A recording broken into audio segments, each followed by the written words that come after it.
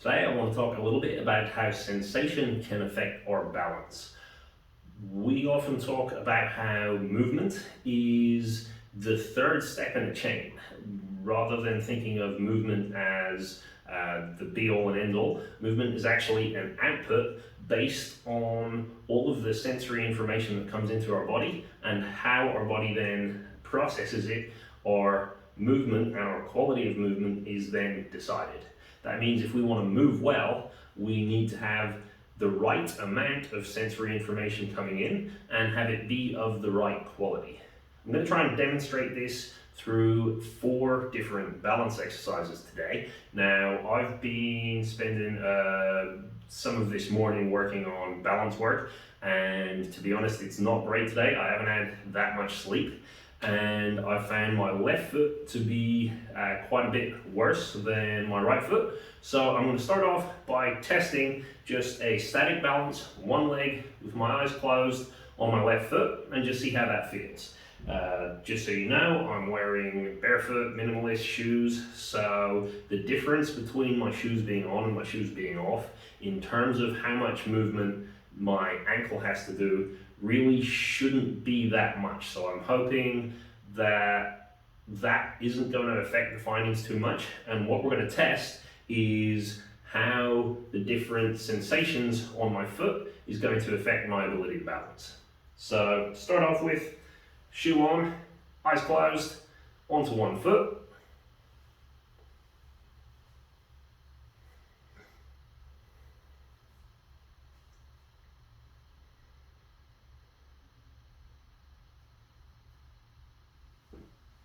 All right, so quite shaky, got it under control for a little while. Quite a lot of leaning to the left. And if you were able to see my ankle at all, I'm not sure what you can see on the camera, quite a lot of rocking and shaking. So I'm going to try a few different things now to see if I can make that change. So by changing the sensory information, we'll see it might get better, it might get worse. I don't know what's going to happen at this point, but let's find out. So first thing I'm going to do is I'm going to try taking my shoe off.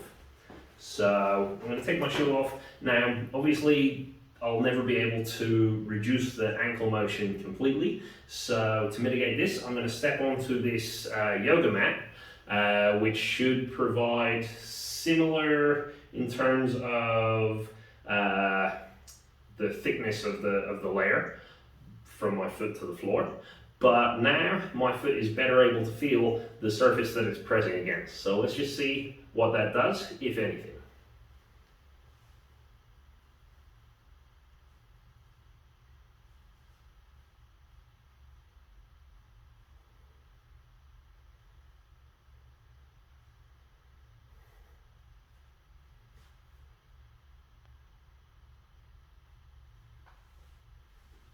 Okay, so not too much of a change there. It actually felt a little better, but I'm pretty sure if I go and watch that back, actually there'll be more swaying. I just seem to feel a little bit more comfortable in it, which is a surprise because I would say, if anything, the yoga mat is going to be slightly more unstable than my shoe. Let's see what happens now when I take it onto the floor. So this is kind of floor designed for weightlifting, quite a lot of sort of rough texture on it, so my foot should be able to pick up quite a bit of information even though I'm still wearing the sock. So let's try it out.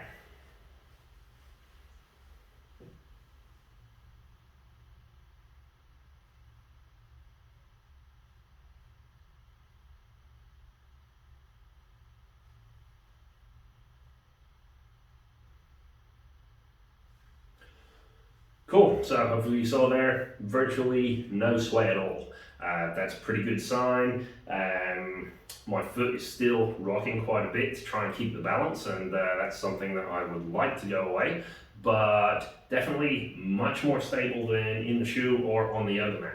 I'm going to try one more time now. This time I'm going to take my sock off, and maybe we'll see an embarrassing example of my balance on my right foot for today. Maybe not. Okay, so same thing. This time I'm getting kind of the maximum sensory input as I can from the floor. It's got direct contact with my skin. I'm going to try just the same thing again, see how we go.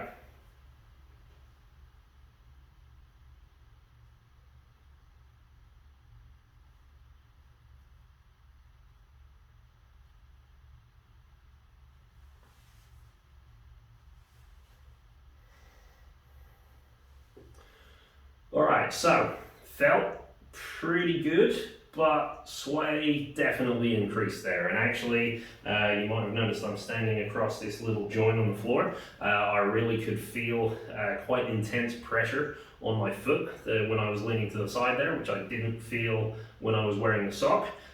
Maybe that is what caused me to lose my balance a little bit more. But for sure, we can say the sock on the regular floor was my best result. So what can we take from this? Sensory input matters for sure. More is not always better. Okay, so sometimes depending on the day you're having or depending on the type of person that you are generally, you might need more or you might need less. I spend quite a lot of time in my socks barefoot on the floor, so maybe this is just something my body is used to and therefore it's more comfortable with me balancing in that way.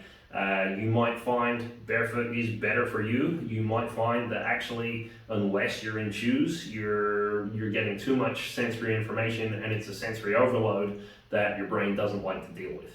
The important thing is that you test it out, try them, find out which one works for you, and remember that these things can change over time.